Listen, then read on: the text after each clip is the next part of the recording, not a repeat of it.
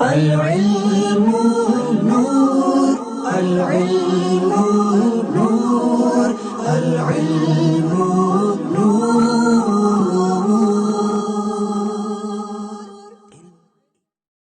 الحمد لله رب العالمين والعاقبة للمتقين والصلاة والسلام على سيد الأنبياء والمرسلين أما بعد فأعوذ بالله من الشيطان الرجيم بسم الله الرحمن الرحيم الصلاة والسلام عليك يا رسول الله وعلى آلك وأصحابك يا حبيب الله.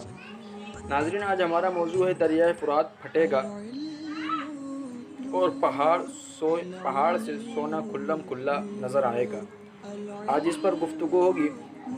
ٹاپک پر چلنے سے پہلے چند گزارشات عرض کرنا چاہتا ہوں. اگر آپ نے ہمارا چینل سلطنت مصطفیٰ ثواب کی نیت سے اب تک سبسکرائب نہیں کیا ہے تو اس کو سبسکرائب کر لیں.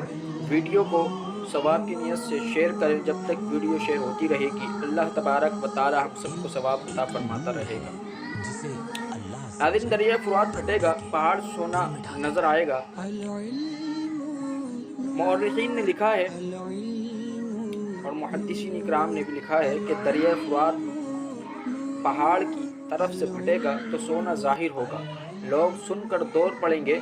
3 ٹولیاں ہو جائیں گی، یعنی 3 گروہ اس میں بن جائیں گے. ان تینوں کے سربراہ خلیفہ کی اولاد سے ہوں گے.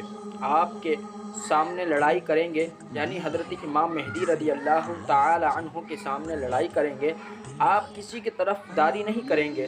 آپ کو مشورہ دیا جائے گا کہ آپ سونے لے جانے کی آپ اجازت دے دیں، جو چاہیں لے جائیں. جب سونا نہ ہوگا لڑائی بھی نہیں ہوگی. عوام اس پر لڑ مریں گے. ان ہر 3 گروہ کے ہر 100 سے 99 قتل ہو جائیں گے.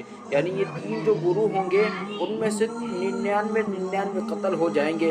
بعض روایت میں ہے ہر 10 سے 9 مارے جائیں گے.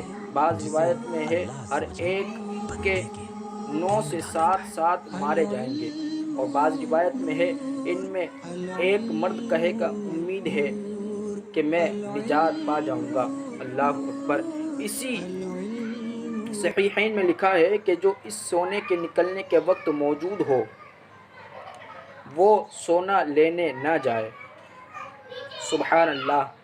حضور علیہ السلام نے علم غیب کی خبر دیتے ہوئے ہمیں اس بات سے بھی آگاہ کر دیا جو اس وقت موجود ہو وہ اس سونے کو لینے نہ جائے. اللہ تبارک و تعالی حضور کے صدقے ہمیں دین پر استقامت عطا فرمائے، دین کی خدمت کرنے کی توفیق عطا فرمائے. وآخر دعوانا ان الحمد للہ رب العالمین.